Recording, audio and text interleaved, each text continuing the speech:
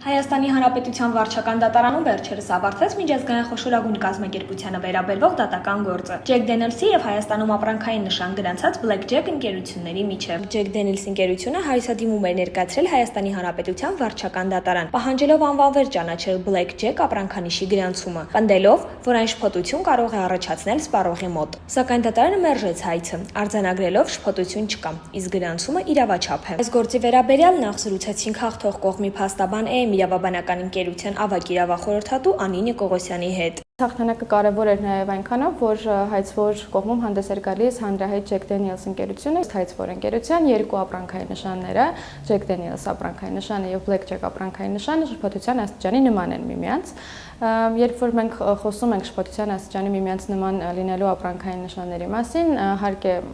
նախ եւ առաջ հասկանալ, թե արդյոք միջին սպառողի մոտ երկու ապրանքային նշանները ինչ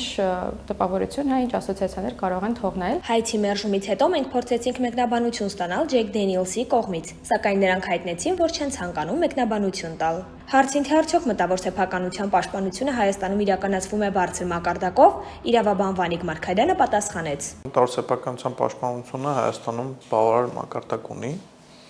եւ դրա կարեւորությունը